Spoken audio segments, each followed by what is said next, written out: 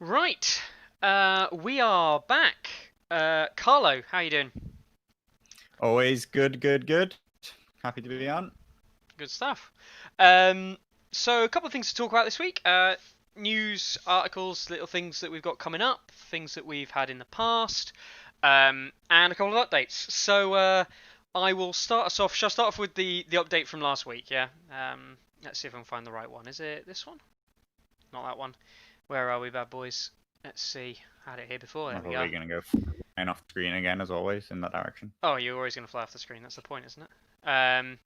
So let's hide all of this. Where's my background? There we are. Let's move it above this. No, let's not move it above that. Let's hide the background a second. There we go. And hide this. So this week we've had a couple of people submit models, helping out Bartender like we showed last week with different models for the game, getting 3D scans. Surprisingly decent quality. Some people going for full DSLR quality stuff. Some people going for just camera phones, but it's still working quite well for us. So we're getting there. We are getting there. You can see. Yeah, pretty impressed with every picture that I've seen so far in the Yeah. Discord. Every image looks, like every time I think that's a better quality image and better quality camera kind of recreation 3D model than I expected it to be. Constantly surprised at how good it is. So Mm-hmm. still really happy with what's been going on. Yeah.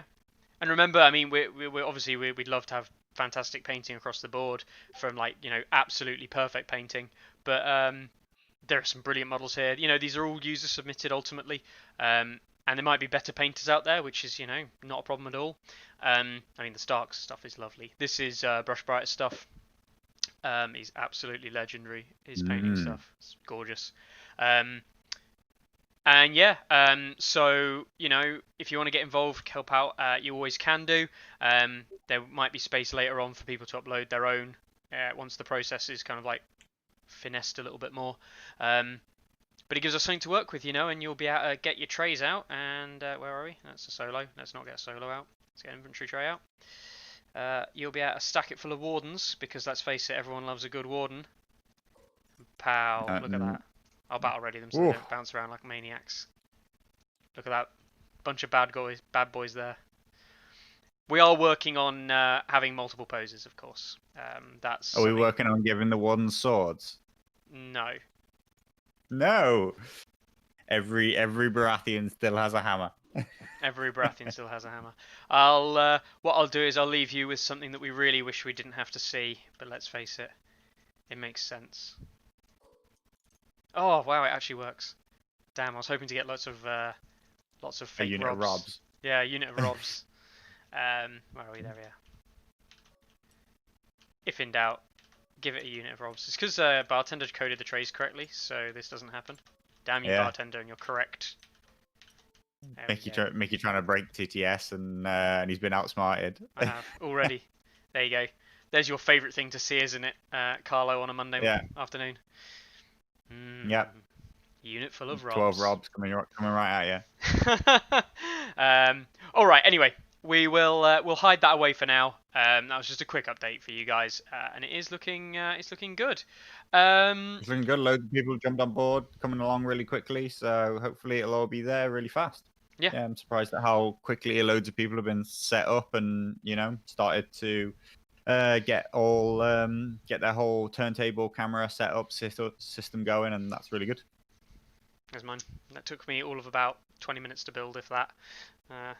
And it's complete garbage. I'm going to throw it away when I'm done, but it does the job. So that was without saying too much about when we're looking to get out by. We are 100% looking within the next couple of weeks. As I don't want to commit to anything for Bartender's sake because it's ultimately him who's going to push it out there, but we've all kind of got plans of when we're going to get different things sorted. So we're looking for the next couple of weeks. So we hope that is going to, be brilliant. All right, actually, on to some news now then. Carlo, did anything happen this last week? Did anything happen this week? No. Oh, well, we kind of got some. So we got. Did we get? Did Asmodee post their confirmation Was that last week that they said Oh, that the delays happened? I can't remember. yeah, yeah. What happened? Tell you what happened this week. Tell you what Yeah, happened. go on. iOS. iOS Oh, updated War Council. yes, iOS update iOS to War updated Council. War Council. Yeah. That's about the only thing that really happened. Which was interesting enough in that there was some confirmations there. Mhm. That is how you actually best way to get rules confirmed when you're unsure about some rules. Mhm. So Mother of Dragons, according to War Council in iOS only, doesn't. I mean, my Android still one. I've tried to look for updates. Still no Android It's update as far as I can tell. 1.18. The iOS version is now 1.19 of War Council. Yeah. Um, Yeah. and yeah, So from 1.19 in iOS, some things that we can confirm, or at least we believe, which are that Red Priestess has not changed. nope. The one that came in the attachment box seems to be a typo. Mhm. So that's interesting and important. The Mother of Dragons is in War Council now. Yep. And from the way she works in War Council, only Mother of Dragons Mhm. version of Daenerys Commander can get the cost reduction for the dragons, and she must appear with 3 dragons. So it's as she appears in the stats builder currently. Mhm. Um, no, nothing's changed there. It's sort of what was expected, but the rules are very, very loose. You know, way back when we first saw the reveals of it, I was asking like these questions. I already had some semi confirmation from people who Mhm. knew, who had more direct contact with Simon. They told me that just accept it. That's the way it works, because unfortunately, that's the way a lot of rules work with Simon. Just accept it. That's the rules, rather than there being any actual official confirmation Yeah. or FAQ or errata to tell you why. Just accept it. So that's how Mother of Dragons works. So it wasn't really a question, but the question kind of popped up a few days ago anyway. It is. So Yeah. there is pretty much conclusive proof now. Yeah. No, that's good. That's good. It's good news, in my opinion. It's good to see that War Council's been updated. The reason I like the War Council update, actually, and again, props to Simon here. They've updated the War Council app pre the actual release of the units.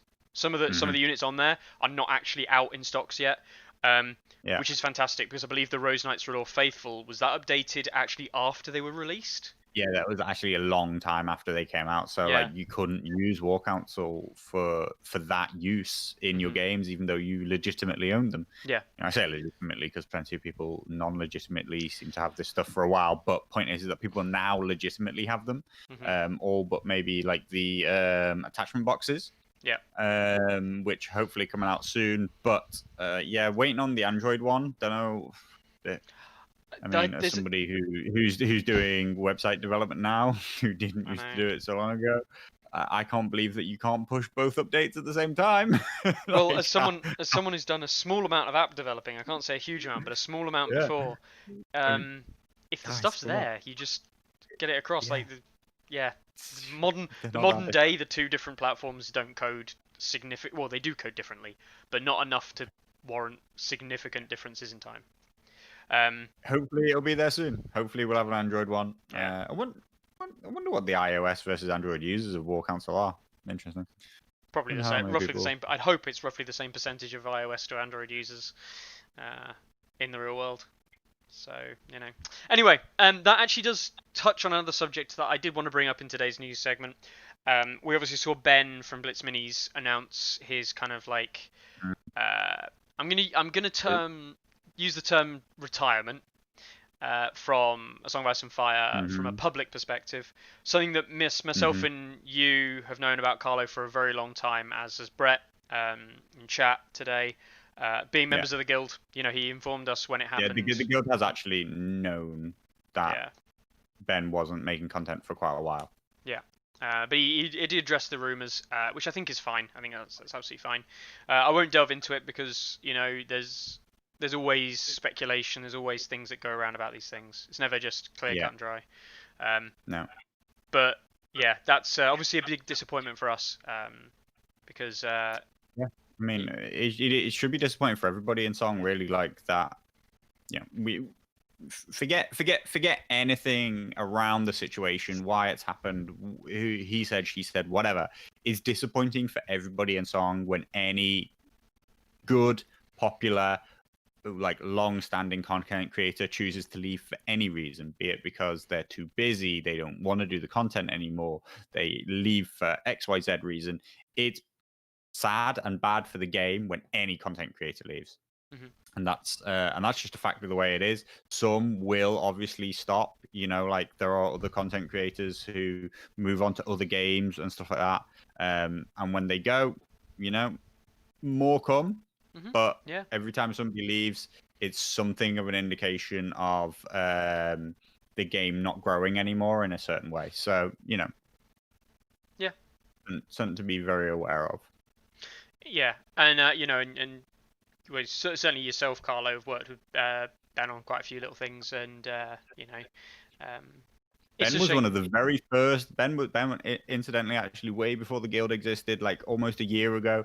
Ben was one of the very first testers of the stats system when I built it, and I reached out. To Carl Kirsten and Ben from Blitz Minis, and they were two of the first people who helped us create like a more than my gaming group way of testing the maths and having all the systems interact at the same time. So, ever thankful for him getting on board right at the start and helping it right from the get-go. Yeah, So, I remember that. I remember when we used to. Do you remember when we used to meet up for Friday night for games? yeah. Because it feels like so long ago. um, Well, but I remember we were meeting up this time last year for Friday night games, and we were talking about the stats site obviously a lot, and we were submitting games, and we were building our own communities up, well, our own community up. But it was the only data, and I do remember like when you first got these other guys involved, and we started seeing data from all over the world, or yeah. little pockets of the world. Anyway, it was First time really we started interesting. to see whether Yeah. or not results from our group were the same as results from another group, and the first time that we got to like test whether like actually recording this data was interesting, and we were super interested. I was super interested because Yeah. because it wasn't the same. It wasn't the same in all three groups, and I wanted to see how it interacted and how that made all the maths of like what the basis of what stats is built upon, whether or not it worked and whether or not it was interesting, and it was. So Ben and he was he played and submitted a lot of games against Raymond, who is the person who now is now running Anything But Ones. Anything but once. Yeah. So like they Ben and Raymond and a couple of other people from Ben's group who he played with regularly. It wasn't his whole group; it was just some people. Mm-hmm. And yeah, like super interesting. That's where it came from. All these things start small and grow, and Yeah. So if you're starting something, it doesn't matter how small it is, just get going and reach out to other. Back then, Ben was for a very long time. Ben was the biggest content creator in Song. Most seen, most watched battle reports that were out there then. Loads of people say that they got into Song because they saw Ben's battle reports, and I was just a guy like saying, "Hey Ben, I've got this cool idea. I want to build this thing. Will you help me? Will you test it?" And he was like, "Yeah, sure." Showed it to some people. They submitted some results, and it helped me loads. So just reach out to other content creators if you've got big ideas and big plans and want to go somewhere with it. Then other content creators will help you. Yeah, it's definitely it. It's what the guild is based on, and guild is founded Yeah. upon is constant contribution and constant collaboration, working together with different people. And yes, the other thing I was going to mention on that note was I found out this week that there's a community growing in Taiwan. Was it Taiwan? Yeah. That was I a guy. think it was. It was a guy. We were chatting to a guy from Taiwan who was growing his Taiwan, isn't it? I can't remember. I don't know. Butchered the spelling, pronunciation, whatever. But he's growing a community over there, and that's where we talked about Mother of the Dragons a little bit, and he wanted to know where the information came from, so on and so forth. But yeah, and that was from a player reaching out to us as an example the other way, and I think that's great. If anyone's got anything like that, feel free to get in touch. All right then. So I know that Carl, West Coast Bannerman, has just posted in chat there saying that outside the site, a northern West Coast event took place in person, and Night Watch took first. Brilliant. That's great. I did see the post on Facebook. Yeah, I would try and find it, but alas, trawling through Facebook trying to find a post is a nightmare. um, but yeah, he did post. He did win get first. I saw the post about it. That's great. Fantastic. Hmm. I don't want to comment too much on it really because ultimately, um, I sound like sound like a bit of elitist here. But if it's not on the site, there's nothing we can say. You know, um, Yeah, and yeah. I that's the mean, problem. yeah. Like, Carl did ask me about it. Actually, talked to me about it. Said that it happened, and sort of like it was a question of like he sort of said like, am I interested in getting all the results and submitting them myself? And there are tons and tons of tournaments that happen and exist that aren't on the site. And unfortunately, it's a point where I can't submit. I can't be responsible for submitting all these things. So if people don't want to use it, don't want to use the site, then there's not loads I can do about it. The site is much, much, much, and I cannot stress how much stronger it is if people build profiles and submit through their profiles. Like Hmm. I can create you dummy profiles that then I start submitting results against and stuff like that, and we can get some like sort of stats where like okay, like Night's Watch won another tournament and stuff like that. But like it is so much more powerful. The mathematics actually takes care of everything if you have your own profile and you Yeah. submit results against your own profile. Enter tournaments as yourself. If you won't do that part, then your results aren't worth a lot, because I can't stress how well developed now, after like a year on from first seeing the maths Yeah. and first working out this statistical mathematics with these three groups and starting to work out how it all interacts. It's so much more powerful than just win rates and just looking at things like that. So I think people believe in it now, but I Hmm. can't make you use it. Yeah. And all you can do is tell your friends to use it. If you go into a tournament and they're not using it, say, why aren't you using this? Because it's good. It's That designed. that's all you can say. That's It's all I can say at this point. it is designed to make the whole system easier. There's Hopefully, obviously yeah, barriers in terms of like needing accounts, and we understand that. So obviously very aware of that. But yeah. but if that's the main barrier, and people sign up for events online all the time to then turn up, buy tickets online in a shop or whatever, all of that, if people want it, it could be integrated into the site almost certainly. That's not an issue. Everything is there now in place to make Exactly. that work. Like as it is, I try not to. I mean, I don't ask. I don't try and interfere with the way you take payments for your tournaments. What you do to authorize people, sign people up. You can authorize anybody you want. I'm not trying to make you sell your tickets through my site or anything like that. I'm not trying to take a cut of any profit that you make or anything like that. I'm just trying to provide you with a tool which makes everybody else more interested in your tournaments. Yeah, So and easier to run it because use you don't it. have to do anything. Yeah, hopefully easier to run it. Hopefully easier to run it. I try and make that's like right at the core of everything, because I run tournaments through the site. So I'm always like, how could this be easier for me as the TO? And then I build those things. Hmm. Yeah. Um.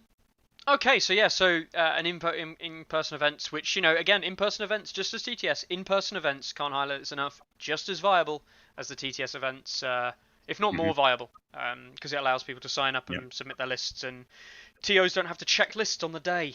Yeah. There's no list checking, which Anyway, let's talk is about some good. cool tournaments instead of Yeah, like cool tournaments. Was there any ones that we had that are cool? I don't think there are any cool tournaments anymore, is there?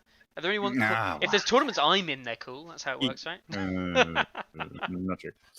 uh, ELO rating is cool, mate. The new ELO system is so cool.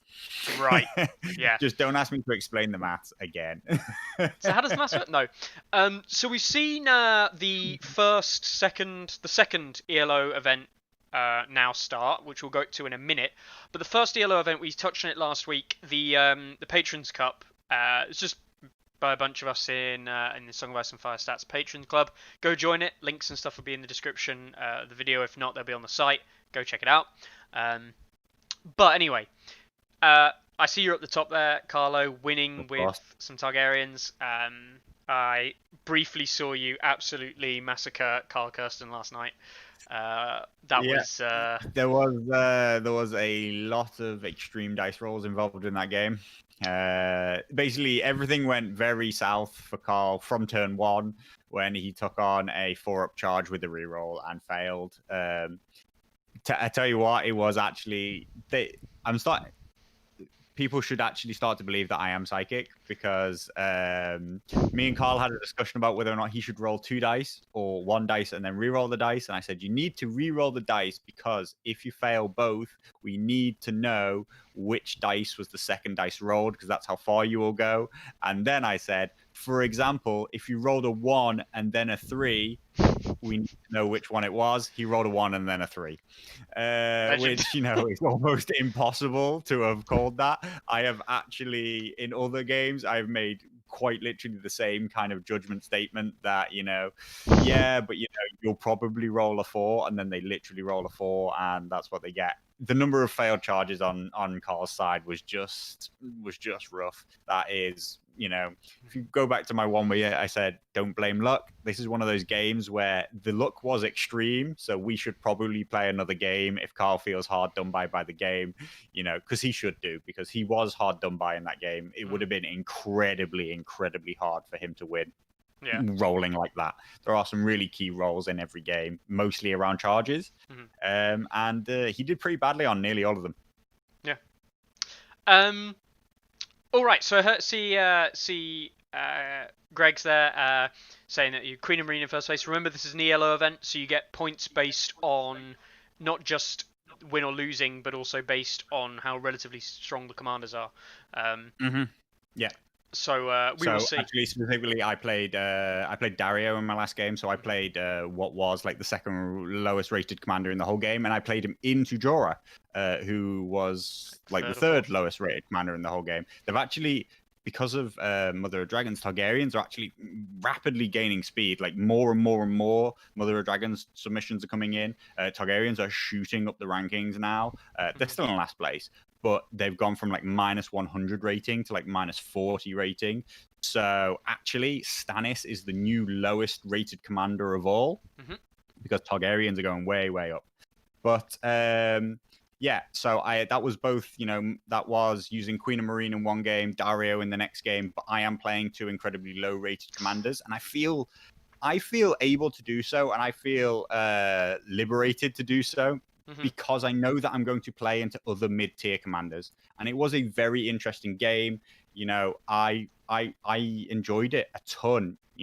I can only speak from my own personal perspective in this tournament, but I felt that there was a lot more choice of commanders that I could play competitively, not less.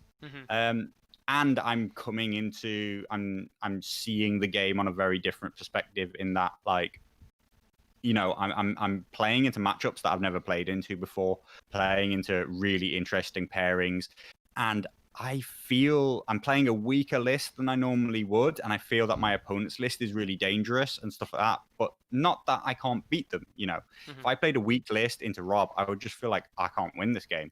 But I feel like, oh, this is risky, that's risky, they've got this powerful stuff, but I have choices, I have options. Maybe I could make like good plays and still win this game. Definitely. That mirrors exactly how I felt off my first game. I played Francesco I played Vargo Baratheons with Vargo in Rose Knights, and the game felt good to play. It felt there were options. It felt it felt like I had ways to win, and I saw a path at the start of the game. This is what I need to do to win, and it was about executing that, rather than desperately trying to scrabble at different points in the game, looking for options all the time. It felt there was a game plan from both sides. He felt like he had a game plan, it just didn't pan out. Whereas I had a game plan, and I was like, right, do this, and I didn't feel like, it's not so much curveballs, I didn't feel like I was out of, like, there was nothing in my control, which is important. Yeah, that's the thing. That's what the top tier commanders really, really are doing. Howland, Rob, Tyrion, especially Tyrion. What they're doing is then they're not better.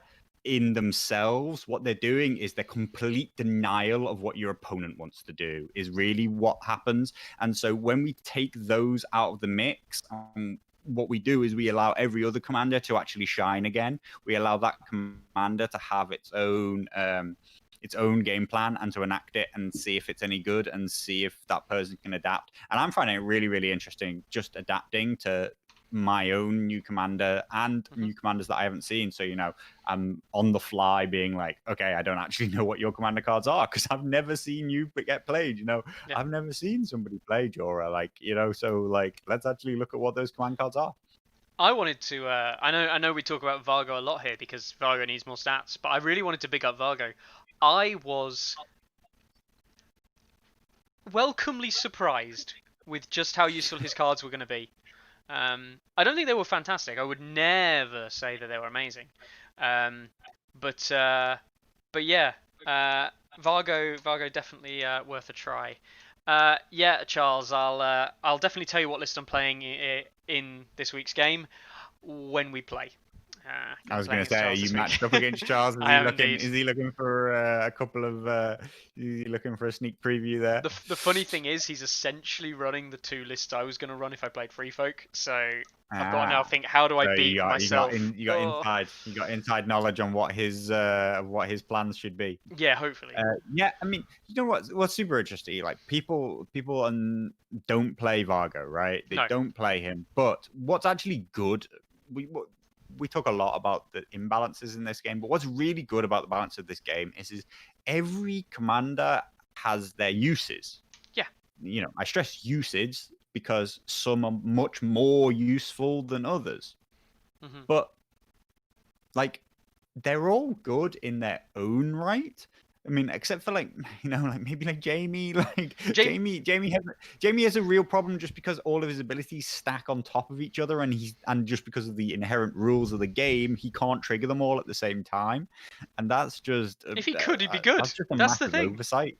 If he could trigger some of his cards together and his abilities together, and they all worked, he'd be fine. If he could play counterattack and Wealth of the Rock at the same time, or whatever they are, plus his own defensive card, or they're all just overlapping triggers. Overlapping triggers is the big problem that Baratheons have, and overlapping triggers is the big problem that Jamie has. So but other than that, Jamie's not the worst commander in the game. I don't believe. Maybe he is, but really, other than that, every commander has their uses. It's about finding it, specializing it, and that's what the ELO format's hopefully going to do.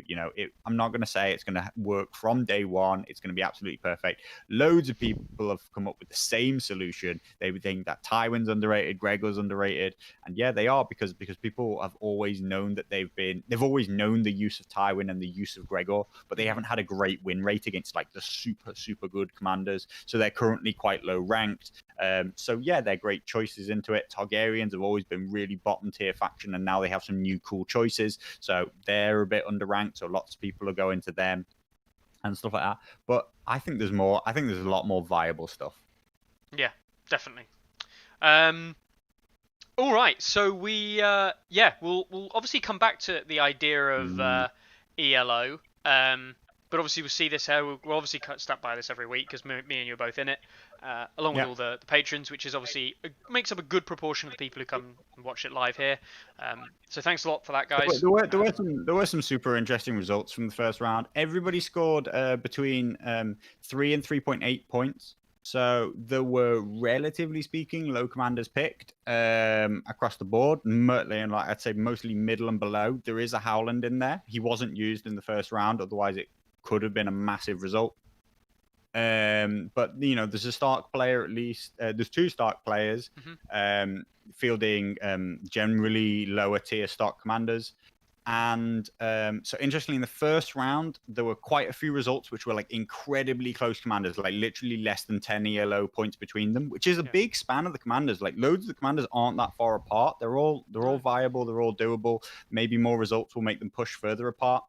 So, but those results basically just result in a 3 TP anyway. If you're playing 2 commanders that are equally ranked, the thing is in any normal tournament, those commanders wouldn't have been played at all. So we don't find any information about them.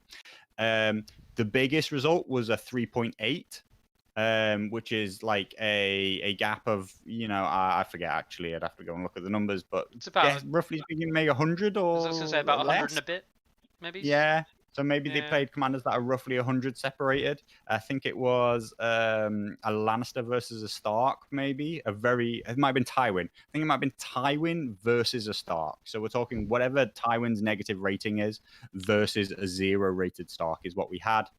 And Tywin won. Tywin Interestingly, versus the Roderick. lower rated commander won in every game in round 1. Yep. Everybody got 3 or more points and got 1 or less points. So tells you that those low rated commanders aren't that bad and they're definitely viable. Mm-hmm. At least when you take out the very, very top ones.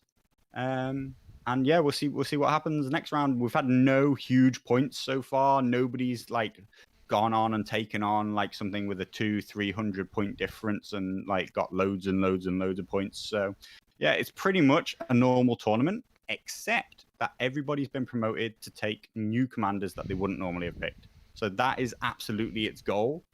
It's not to give somebody 15 points for winning a game. Yeah. It's to still give everybody roughly 3 points, but to make you want to take low-rated commanders. Yep. And that's what we want. That's ultimately what we want. We want to see people playing commanders that are just different and new. And it's great. It's great. Absolutely great to see that. All right. So on the same follow, we will go over to, if I can find it. Is this the right one? This is it. Wolves Howling. And this is Furioka's event. And we will see how this one pans out. This is an ELO event, correct? And the list out of nowhere, by user vote. Yeah. He put it to the people who'd signed up as to whether or not they wanted it to be a normal tournament or an ELO one, and they went with ELO, which surprised me, to be honest. But there we go. And the lists are now locked in. And this is what we've got. Should we look at the faction breakdown? Start off. Yeah, sure. Yeah. I personally think from a faction, like if we cut the Patrons Cup is only 14 players. It's a relatively small event compared to what we've seen here. It's 30 odd this one. Look at that faction breakdown. That is, in my opinion, a healthy faction breakdown. Yeah. Lots of people. Yeah. So Targaryen's obviously way bigger than it probably would have been. It's hard to say. It's way bigger than it always used to be. This is a very interesting event because it's ELO handicapped. Mm-hmm. But it can only be considered all-out competitive because there's actually like prize money on the line. You know what I mean? Like there's big prize pool, no entry cost. But this is as you're pointing out, it's got a relatively high actually by comparison to most tournaments average entry level of player ranking. And so these players are definitely playing to be competitive. This isn't just the Patreon Cup is definitely a test of the system as opposed to an all holds barred, whatever, go for the win, kind of go for broke tournament. And yeah, this one even allows all quarter 4 stuff. It allows Mother of Dragons, and that's what we've ended up with. It's probably actually less Targaryens than I thought we were going to see. Yeah, I mean, only 16%. But, I mean, let's just have a shout out there for the moment. We have a tournament where 16% of the player base is playing Targs. Mother of Dragons, man. It's just completely stopped everything up. And ELO. Yeah. And yeah, like Teddy says, when you say it's healthy, I do point at neutrals and say that's rough. Like that is... even considering you're one of the lowest rated factions and therefore get a bonus in the ELO handicap, people still don't want to play them. Maybe I know people why, don't though. think that they can deal with Mother Dragons. Maybe they don't think, but people don't play. People aren't playing Targs. Sorry, neutrals. People aren't playing neutrals. I do think there's a reason why we don't see neutrals, and I think it stems from a. Unfortunately, it's a complete lack of list building opportunity. That's true. Me and you have talked about it. You don't have many choices there. Like you don't have the same. You're playing with a third roughly of the options that everybody else is playing because most people have a faction that's at 1.5, even twice as big as the neutral faction. Plus, they can use the neutrals, so they just have so many more choices. it's not just that as well, and the side of the faction that we see doing well is the Bolton side. Mm. They're actually quite good. I say quite good. They're at least competitive. It's the Stormcrow side which is just like, why bother playing it? You see Yeah. the bloody Mama side, which is, I mean, me and you have tried to build Vargo lists together, and we spend all about 5 to 10 minutes coming up with something, and at the end we're just like, this is pointless. Yeah, this is bad. Like back to the drawing board. I mean, Raw, like you're not iteratively like, oh yeah, but we could do this, we could do this. No, you get to a point you're like, okay, we have to do this, we have to put this in, we have to put this in. Then we just get to a point where you're like, it's crap, throw it away, start again. Like, yeah. I Which is a also shame. think that actually, I think it's a case that from my own perspective of people that I've spoken to, I think there's been a lot of target neutral players who wanted to play dragons. Like, they were neutral because, so I once upon time knew neutrals who were waiting for Baratheons. So when Baratheons came, like a couple of neutrals started playing Baratheons. There you go, they're gone. I think there's neutral players who are waiting. They were like, oh, I'm playing Targs. Targs came and they were like, that's not what I meant by Targs. I wanted Unsullied and I wanted Mother of Dragons and I wanted dragons. And now they have all of those things. And they're going to jump ship from neutrals and they're going to go play Targaryens. That's not to say like they're power playing. They're not playing them because they're better. They always wanted to play as dragons, and they played neutrals up until they came out. I also think that there's a couple of people who are like, I play neutrals and I'm waiting for Greyjoys. By the time Greyjoys come, I think there might be no neutral players left in the world. Like, do you know what I mean? Like, I don't think there's that many people who are actually into Boltons. And they've become such a sporadic mix of Boltons, Mummers, and Stormcrow mercenaries that they don't have an identity in that way. So unless they make them really competitively top tier, no one will play them for competitive reasons, and almost nobody plays them for background reasons. There are very, very few players who are into them just like from a fluff perspective. Yeah. We mentioned Orge Bill last week because he was one of the few people we've seen play a lot of neutrals, and he admits it himself. He waited and waited and waited till dragons came out, and he's gone to play dragons because that's what he always wanted to play. He was a Targaryen player, but he only ever played neutrals because he was waiting for dragons. I know that Winter is coming from Steadfast in the UK. Winter is coming is a neutral player. He is a diehard neutral player, and even he will self-admit that he's probably slightly insane. Exactly. You gotta have a screw list for that. Exactly. Yeah. But what can I say? For a start, because you like Ramsay for some reason. Jesus, like, oh, something's gone wrong there. He's a great guy. I mean, you're allowed to like Roose. Roose Ramsay. Roose is just a ruthless. Ramsay was bastard, just misunderstood. No, Ramsay's a absolute no. Don't do that. Right, so loads of players. There was 38 in the end. People signed up. Yep. And the interesting thing was we are actually going to go down and look at the Targaryens. Because I know you spoke about it in Stats Chat. By the way, guys, check out Carlo's Stats Chat videos. They're pretty good. They used to be better because I edited them, but now Carlo's lazy. Yeah. No, it's my fault. I'm the one who's lazy, actually. Yeah. Straight up. But get in front of a camera and pretty much like this, and just say whatever I feel like. Right. But check out the Stats series. He talks about dragons. He talks about the impact of dragons, and I know that's an entire different topic that we'd love to talk about today, but we probably won't. But Targaryen, Mother of Dragons. Where's our next Targ? Queen of Marine. So Orge Bill opts away from it. Does he run dragons? He runs Rhaegal in both lists, interestingly. Probably still suffering from his... Rhaegal's the least chosen of the dragons so far, from what I've seen. Zero Talk doesn't run Mother of Dragons, runs Drogon in both. Again, people widely believe Drogon is the best dragon. But I know we talked about your stats there from last week. Partly because of his token, the panic token, can be placed before the test on the unit that you just attacked. Yep. So he empowers his own attack, whereas the others kind of play a supporting role, whereas he just goes straight in there. And panic damage is known to be such a multiplier of damage right now. Brett playing Targs, dirty man. Carlo, not playing Targs. You went for Stannis. Rightful heir. Oof. I'm sorry about So that. when I picked Stannis, he wasn't the bottom rated commander, and now he is. I'm super happy. Again, the prophet, call me the prophet, because I picked him because I knew he was actually going down. Hmm. So the thing is, I think lots of people are shied away from Mother of Dragons because they've seen how fast she's going up.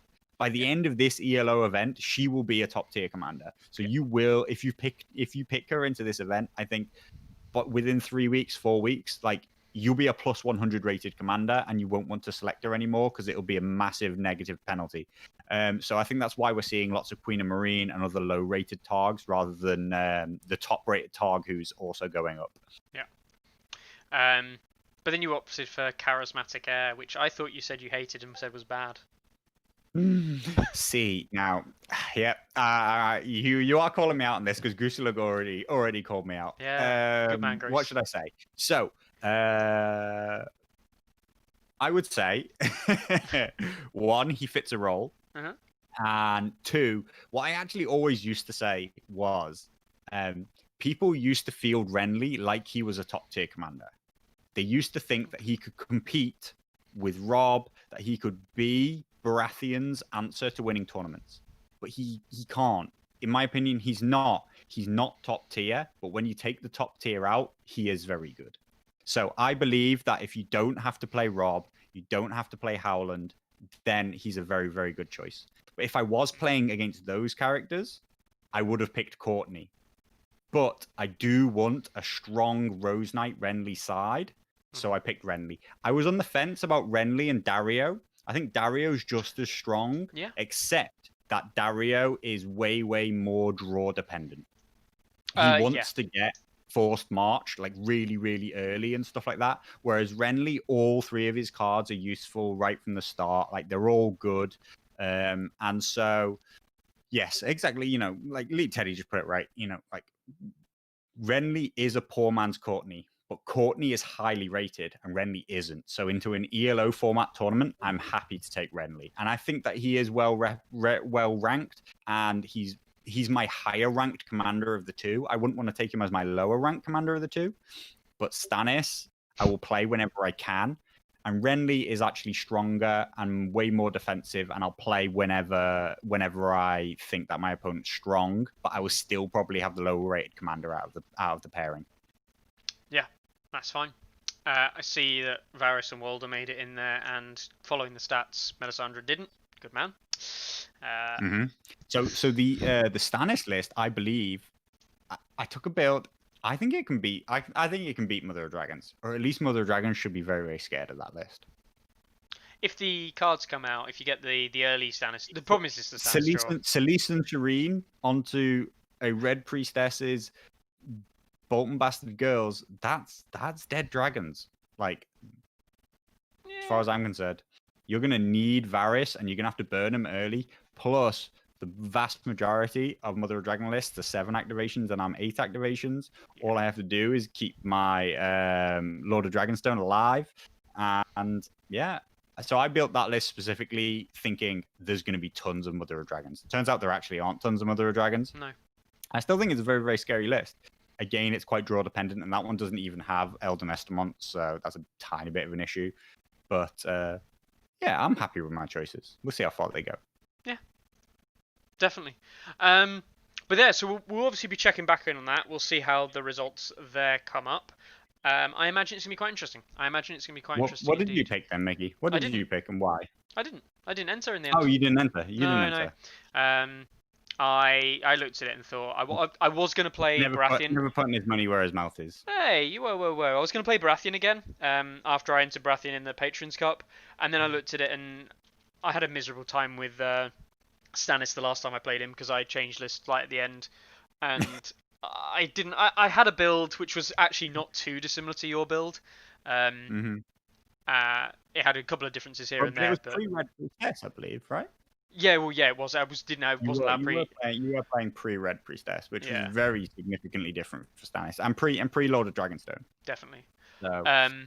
But I had a build, and I just wasn't happy with it, and I didn't know what to take as my second because I wanted to take a Renly side, and I didn't want to have to take Renly. I want to play Lord Paramount, but he's actually like a little bit too good at the moment. You know, for what I was looking Too for. highly ranked, you mean? Yeah, well, yeah, exactly, yeah. I mean, like anybody Yeah. below plus 50 is absolutely fine in an ELO tournament. You know, like Yeah. people have become obsessed with going towards the bottom, but it's not about that. It's about just cutting off the the guys who have just broken away from the pack and are just like way off into the lead of the top. Yeah, you probably want somebody negatively rated in case your opponent's running somebody super low, you know, so that difference isn't huge. But really, like, it's just about don't play the super top and be 200 rated higher than every opponent you play. That's fair enough. Yeah, no, it's fine. I mean, it's just one of those things. I never really thought about it too much in that sense. I We'll just kind see. of wanted We'll see how it plays out. We'll see how it plays out in Wolf Howling. Anyway, there is also Brett's event, which is a 1-day ELO format see if I can tournament. Find it. Yeah, for first of its name. Is that on the unused or there whatever? There we go. Yellow handicap. It's coming up. I believe it's still looking for sign-ups. It's not got loads at the moment, like 14 or something like that. Still got some time, so go sign up to that. It's a bit different. It doesn't use Q4 stuff. Yep. Personally, I don't think at the speed and rate at which Mother of Dragons has fixed itself. Personally, I think you might as well include her, but I assume he's fixed on that decision now that there's no MOD, which is fine. You know, it is actually the format that I was going to release the ELO tournament into.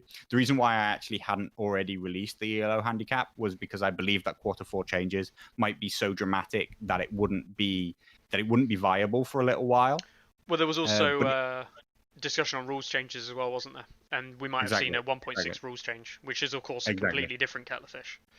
Yeah. And it's actually fixed itself really, really fast. Like the speed at which Mother of Dragons is going back up is really, you know, like is pleased me. It's, you know, I was concerned that Mother of Dragons would take a really, really long time to like fix her ELO, considering she started so low. But it's happening really fast now. It's picking up pace now that people are using her in tournaments. She's getting loads of use in the French tournament, and yeah, I think she'll be there like in no time at all. Yeah, so that's another ELO event. That's the 1-day one that Brett's running there. If you need to go check it out, the link's there on the website for the Discord channel, and all the information is on Discord. You mentioned another event there, which we will come back to in a second. Here we go. Oh, yes, we've got the Battle of Whispering Sound, and we've got the French TTS event, if I can find it on my list quickly. Yeah, so the Battle of Whispering Sound and French Masters. Which one do you want to do first? French Masters? Yeah, go on then. So this is the 16 best players in France, and some of them are the best players from 8 of them from TT. 8 of them are from Song of Ice and Fire Stats, and 8 of them TT3. Yeah. T3. Maybe as in like, yeah, I think some of them are supposed to be from best tabletop players, and some of them are supposed to be the best TTS players, effectively. Yeah. And we see a name that's not unfamiliar around here. Chabalou. He's currently 3 for 3 with Targaryens and running 2 Mothers of Dragon lists. Tells you everything you need to know, even though there isn't a whole lot of difference there. Yeah, exactly. So the difference here is this isn't ELO rated, right? So it is an interesting comparison. So this one is just a completely normal, straight up CMON tournament document. Every single Targaryen in this picks Mother of Dragons because she is just outright the best within the faction. Well, actually, so we see the difference. There's one player who didn't. Is there? Yeah, you can't see him on the screen, guys, at home. There's one guy who didn't pick Mother of Dragons. He picked Drogo and Daenerys, Queen of Marine. And the reason you can't see him on your screen is he's currently 2 losses. In last. Last place, 16th. But that says it all, right? That literally says it all. That further pushes the idea. And so you see that when we just say we're not gonna try and balance for how successful a commander is, just pick whatever you want to play and think will win. We just see the same choice made by everybody. And maybe we're seeing a lot of the same choice in terms of like a few underrated commanders in the reverse in the ELO. But you know, like not so much as when somebody just says, I'm going to play Mother of Dragons twice, even though Mother of Dragons is the same list. Like, Mother of Dragons twice is like one unit different and a couple of NCUs different. That's it. Does he even do that? He runs Varys in both and Tycho in both. He swaps Walder Frey for Priat Pri, and he drops. The extra point from Walder goes into Dervishes or Blackguards. Yeah, that's the standard. A defensive list over an aggressive list. That's what that is. Yeah, I mean. And Charles Tran says, "Look at that. Currently Targaryen Starks after supposedly the French players told us that Starks aren't very good." Yeah, especially this guy who said they're really weak. And then he lost his first game and then absolutely trounced his other opponents. What's super interesting about this tournament, though, and I really, really like, and I'm really pleased about, is that they have been streaming and uploading tons and tons and tons of battle reports. Yes. So if you're interested in these games, you can go and watch them. And I think that is just it's just why the French community is so strong, both in terms of community itself and like how connected to the game they are, but also how strong they are as players and why they're able to put together this Masters tournament with only French players in and have 16 players. You know, like lots of countries, they would struggle to get 16 signups to anything. Do you know what I mean? Like just a tournament, never mind saying this is the best 16. Mm-hmm. So I think that the fact that they have multiple content creators, not even just one channel. There are multiple different channels streaming these games, multiple different people commentating, and that they're uploading them to the site and seeing loads of new stuff makes it just like why they're so strong and things that we can learn from them and the way everybody and the value that content has to a community, really. Definitely. And you can see here, just as an example of some of the new features that Carlo brought in, the game is literally amended onto the result. So we can see here that this is Chabelot beating Racer 14-7 in Darkwing's Dark Words, and we can go back and we can watch the Nuban versus Chabelot. It's got the whole thing on there, so we've got hours and hours of waiting for it to load up on there. Just like when you wait for our videos. Exactly, yeah. But yeah, you can go over to we haven't actually shown it on here, so you can go over to battle reports at the top as well.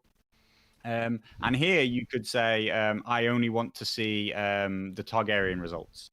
So we could say I just want to see some results by Targaryens, and then even more specifically than that, we can ask I only want to see Mother of Dragons results, for example, and then all of a sudden all we have is Mother of Dragons results. If you're looking to look them up, and hey, look, the French have been playing Mother of Dragons absolutely loads. I already knew that because I went to look that up, but if you want to see a battle report by a specific commander, then you can probably find it there. Yeah. Or you can search by what channel you like and see what videos they have. But, you know, that part you could do on YouTube anyway, searching by a channel. But the other part of actually being able to search by what commander you want or stuff like that, then that's quite new and specific. Shout out to our guy Chris Tran over at Sunday Slaughter, because he's been uploading all of his and attaching them now, which is great. Absolutely, yeah. So they're all available there for you to just literally search. You want to see a commander, you want to see a battle report on a certain commander, you know, it's there. Don't have to worry about trying to find the right ones. They are there for you. Okay, so and the French GTS. If you got a channel, then submit your reports to it. You know, all you got to do is submit a result. As soon as you go to the result page, it'll just ask you, do you want to add a battle report to this? You click it, stick your YouTube link in, and you're done. You're on the page. You don't need to contact me. Some people asked, you know, like, will I upload certain videos to it? No, because I don't maintain these things. What I do is I try and create ways for the community to maintain itself. I want the community to be involved in it, because I don't want to have to like keep searching for their videos every week, and then people will be like, oh, why don't you upload these anymore? You know, the creator themselves has to want to share their content with the rest of the users, and if they do that, then yeah, they're on the site and find them. So tell the creator, don't ask me to do it. Tell the creator, you should put it on this site. I use this site. Please use it. Yeah, definitely. So that was the French GTS Masters, and the great work. You know, I can't. It's obviously all French speaking. The only negative from that whole thing from me is it's all French speaking, and I can read French generally speaking okay, but I cannot I cannot understand spoken French. For a man who went over and had to live in France for a while and learn this, I didn't. um, so it's an absolute nightmare. Classic English, you know. Yeah. We speak English, yeah, nothing else. No. Anyway, so yeah, it's only sad that we don't get to see all their great content. Yeah, I sit and watch it, and I just I kind of follow on, but I don't generally turn the volume off and just sit and watch while I paint or whatever.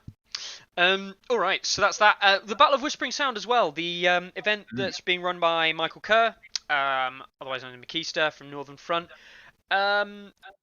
This is the one where if you were, I'm going to use the terminology good and bad. I shouldn't.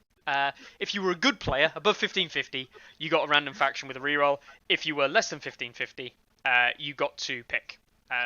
It's not good and bad so much as just ranking, because I know that good players can be rated lower than 1550, the way the vagaries can be.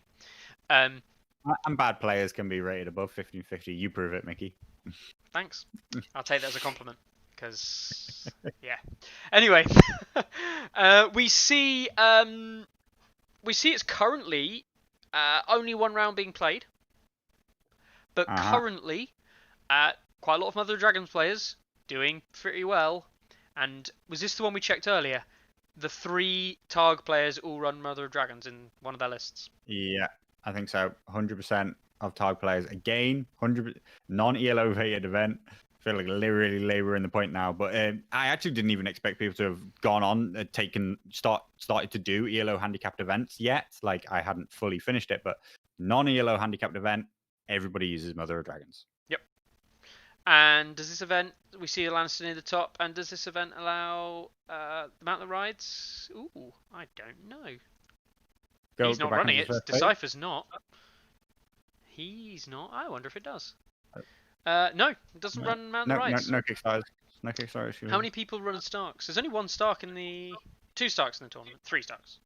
3 Starks in the tournament. So actually quite a low number of Starks. Basically, the people above a certain rating weren't allowed to be Starks, Targaryens, or Free Folk. That's off the top of my head. Yes, that's right. Yeah, that's right. So I can understand a lot of those second, like a lot of those players would have probably opted for Baratheon or Lannister, I imagine. Yeah, Baratheon or Lannister, your two strongest factions left. Or Night's Watch, you know, they're all in amongst each other. They've changed. And the Baratheons are actually falling quite hard. You know, they're actually back at the bottom of the pile. Mm-hmm. They're about to drop below neutrals. Are they that bad? Oh my god, yes. They actually have. They have dropped, but whoa, that's happened just today since the last time I looked. I'm so glad I'm running Baratheons in our ELO event. I feel a bit. I'll be lower than Targ. Mother of Dragons effect. That's Mother of Dragons. Like, they are so not prepared to deal with dragons. Yeah, it's pretty sad, isn't it?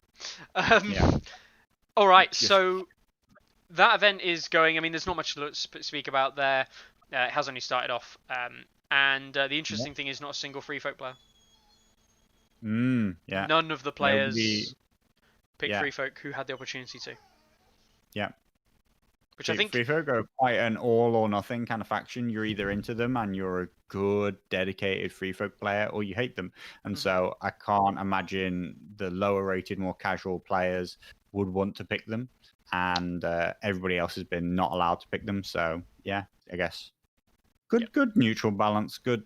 Yeah, it's a fine wheel, you know. It's not dead dominated by Starks or anything like that. But yeah, it'd be nice if a chunk of that, where that little 0 sits in between Night's Watch and Baratheons, if that took a chunk off both of them, because they're a bit overpopular, and really would like to have a good 10-15% of every faction. Yeah, definitely. All right, so I think that brings us to the end of all the events currently going on, and most of the events that have been run. The Spanish regionals is just starting to get kicked off. Some of them have some entries into that kind of stuff. What event are you looking at here? This is the Western Warriors one-day event. It looks like it didn't go ahead, or it did go ahead, but they didn't get many players by the looks of it sign up. Oh, okay. Yeah. So I don't know if that went ahead or not, which is a bit of a shame because that was the one-day event method idea that Brett was going to use. Which is a bit of a shame about that. We'll see. Yeah. We'll check in with that, see if it goes anywhere. But yeah, there's not a huge amount left to talk about then today, except this bad boy. Of course. The World Cup, the Some of Us Have Heard World Cup. As we know, it was postponed. Postponed for various reasons. And it will be returning, and we have a date now, 10th of January. Yeah. 10th of January. 10th of January start. 5 weeks for 5 weeks of Swiss on your regional events, and then we'll move. Then there'll be a short break, moving into a knockout event. 16 players going to knockout. It's been postponed by. I mean, it was originally going to start November, I think. It was about to start 2 weeks ago, I think. Originally. Yeah. It's been postponed by over 2 months because everybody said that they needed some more time from the TSL. So I'm absolutely calling on everybody who said the reason I haven't signed up is because I need more time before the next competitive event. So now come and sign up. If not, then why did you tell me that? I would have been fine with you saying, I just don't want to enter your World Cup. But if you really did mean I needed more time until the next competitive event, then come and sign up now. Because back promoting the fixed on the dates, it's now starting January the 10th. Hopefully it's going to be absolutely huge. I want us to be talking about 150, 200 players, and I'll be disappointed if it's not over 100. I really will be. I'll be disappointed if it's not significantly the biggest event that's ever run on TTS. So come give it your support if you can. Come and enter. Interestingly enough, it's not going to be an ELO handicapped event. This is flat out let's find out what the best stuff in the world is in Q1 2021. Yep. Let's find out who the best players are and what the best builds are. And then, when we know what they are, you can account for them in the ELO handicap, in other events that allow you to use whatever you want. But there will have been loads of ELO handicap events for you to run low-rated stuff, for you to run interesting lists and stuff like that. And we'll be back to run top-tier stuff, run your favorite commander, run it to win, play to win, play to be nice to your opponents, but play to be the best player you can be and show that you are. And hopefully, that's what I'm really into. You don't have to be what you'd call a win at all costs player, but I'm into competitive play, and that's what makes me interested and excited about the game.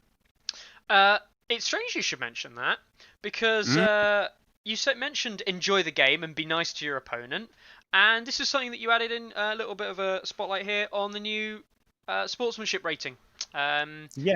You can rate your opponent. So I wanted to make it significantly easier for people to give feedback scores so that they can give feedback prizes for tournaments. Again, like I say, this is for me as a tournament builder, the tournament organizer. This was something that I wanted. Last time I ran a tournament, I went and asked people. I used a Google form to get people to submit their feedback and stuff like that. And I was like, this is so messy. I could do this better on the site. I can make this good, and you can submit feedback scores for every game. Don't worry, it's not going to give you some permanent black mark against you or your opponent's record. Also, don't just give 10s, guys. Everybody, so many people just give 10 out of 10. It's funny, I come from a background of a sport where we actually give feedback, a feedback score to our opponents after every game, and you have to be constantly reminded that a 7 is average. Give an average score. And then if people are above the average for a particular reason, then give them above average. But if you just give everybody a 10, then everybody just ends up with max scores and nobody is the winner. But other than that, give them an 8, give them a 9. Unless this guy is brilliant and really, really helpful and really whatever, then you can make it a 10. But let's not just make 10 our standard, because that's really difficult for tournament organizers to work with. But yeah, there's a whole feedback system. Mickey can't see it, but the tournament organizer gets to know what the scores are. They can find out who the winner is. They can also see how many scores you've submitted. So mostly, personally, what I will be doing is, if you don't submit scores for your opponent, you're not able to win, even if you end up with the highest score. If you're not submitting scores for other people, then you're not in it, in my opinion. Can you not submit scores for tournaments long past? You can only do it through tournament pages. Right, so okay, you can't do it through. So if you go into a result, it will tell you that it's from a certain tournament. But yes, you can go right back to the very first tournament that we played in, and I can't. There you go. Check that out. I was gonna just rate you 1 because obviously it doesn't matter. But no. No, I'll have a look. Actually, wait. Click on. Is it there? No, it's not there. On the all games? No. No. I'll have to check. This was before maybe that one's too old. Maybe it doesn't. Maybe it's not compatible because it's so old. This one we didn't even upload lists back in this day. This is before we even uploaded lists to tournaments. So I mean, I can't really complain. But yeah, no, it's really good. I really like the feature. Yeah. I really like the feature. Yeah, I think it's. Talk about it actually. Yeah. I'd forgotten I even made it.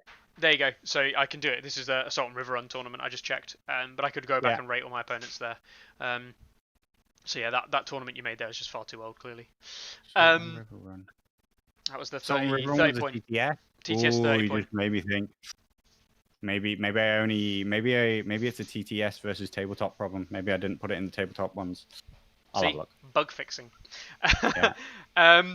All right, so that brings us to the end. Obviously, go check out the World Cup. Get signed up. Sebastian, bartenders just said everybody gets a 10 except for Carlo gets a 0. Well, you can't give a 0. It's a 1 to 10 scale, bartender. So I'll take a 1, thank you. He is an ass. Right. Yeah, so that brings us to the end. We've covered most of the things we need to cover. A quick reminder that bartender, now he's here, I'll bring it back to the front, the foreground here. But a quick reminder that we have all of these lovely things due to be coming. 12 Robs. 12 Robs, yeah. All of these lovely models coming your way soon in the mod, once we can sort out our lives and actually get some more things painted up. You'll be glad to know Giants and Raiders, and I'm painting Raiders and Trappers, Carlo. Something's wrong. So yeah, that will be coming to your screens hopefully in the coming weeks, ideally. So we'll see that there. So yeah, check out the website as always, guys. I know that everyone here does, and all the viewers watching recorded do. Check out the Patreon if you haven't already. It's a nice little friendly group we've got there at the moment. It's about 20 of us. Is that right at the moment? Yeah. And we just sit and chat and we have a laugh. Yeah. It's great fun. Yeah, it's great bands. And I know it shouldn't be the way the site works, but if one of those guys asks me to build a feature, it gets built. And when everybody else asks, I was like, I can't be bothered. But when a Patreon asks, I'm like, I feel compelled. These guys are supporting me, so boom, let's build it. To be fair, you build that's how everything. things work currently. I've sold out. You have. For £5 a month, you can basically have me build anything you want. Is pretty much how it works. That's just I'll do not you true. I'll do you about £1,000 worth of personal development for £5 a month. It turns out. That's just not true. I know you well enough to know that that's just not true. Even to a patron, you're just like, sod you. I'm not doing what you want. I already own you. I don't have you anymore. I don't owe you. Right. Anyway. So another thing that was mentioned briefly, and I wanted to bring it up as I always bring surprises into these episodes because it's interesting. It keeps Carlo on his feet, keeps Carlo thinking, and Carlo hates it, so I do it more often. Me and Carlo discussed a campaign system, and we have discussed a couple of things. Now, why on earth am I on the Parabellum site, you might ask? Now, I actually we play Conquest now. We're actually Conquest stats. Conquest stats. I was looking at some of the models. That's what I was doing. I can't find it. How on earth? How'd you get Oh to yeah. it? Well, why are we just looking at conquest stuff? Oh, it doesn't matter. I'll bring it up in a second. Conquest is kind of nice. I don't know.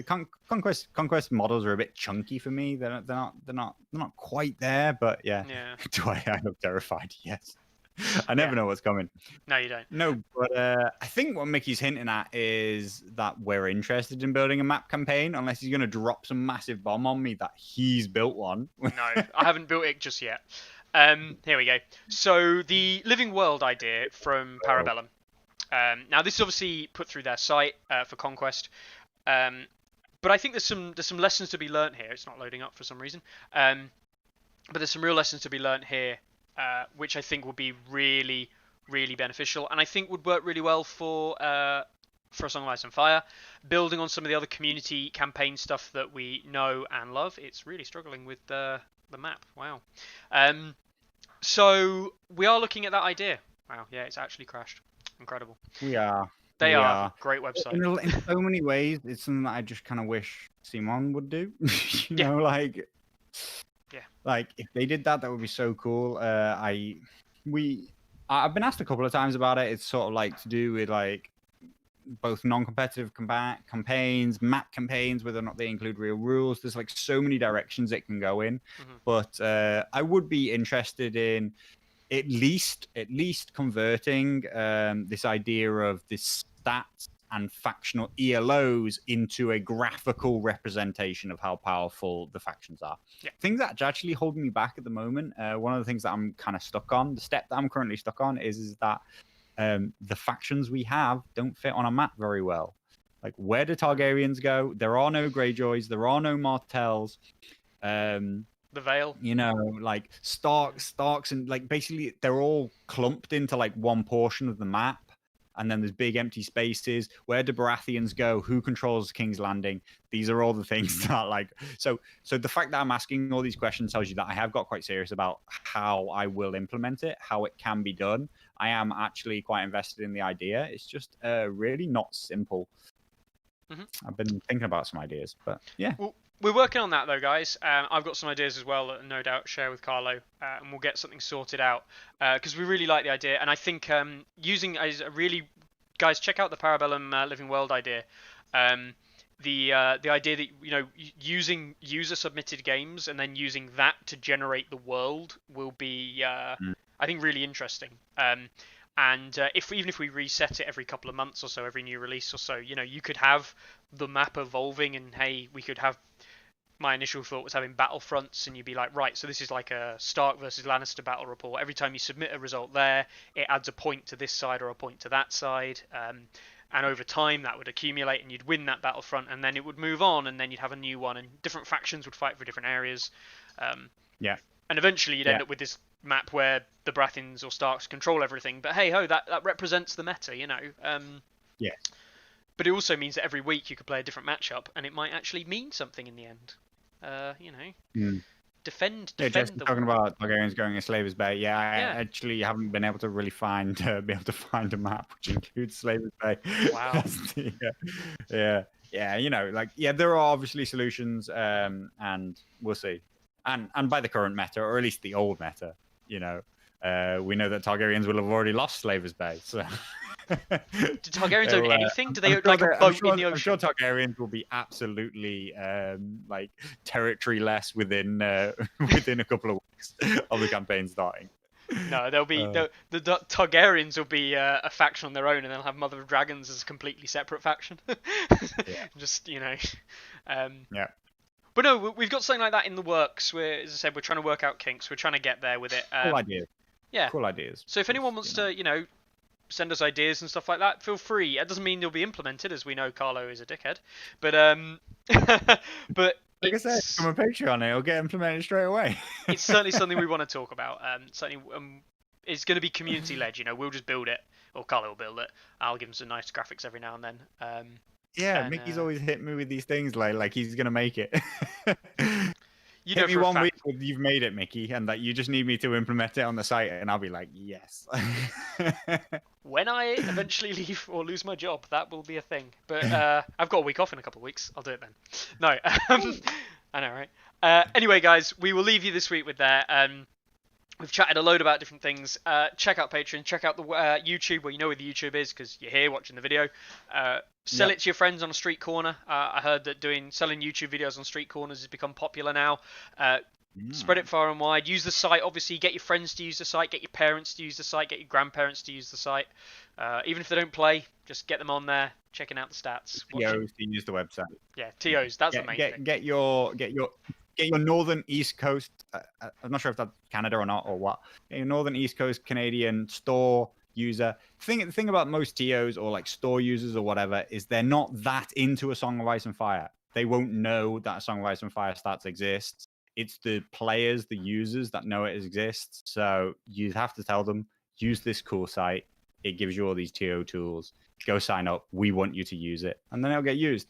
If not, then, like it's always going to, until we break that barrier, we're always going to be stuck only representing by majority TTS players. Mm-hmm. And I want us to represent everybody. I want everybody playing tabletop and TTS to be on the site and be using it. But we won't break that barrier until stores are more involved. Definitely. So yeah, check out all the stuff we're doing. Come back next week, same time, same place. Check out all of the latest news next week. And all the best with getting your attachment boxes and all the various different other releases for Q4. Good luck. Good luck. Good luck, guys. And we'll catch you next week. May the cards ever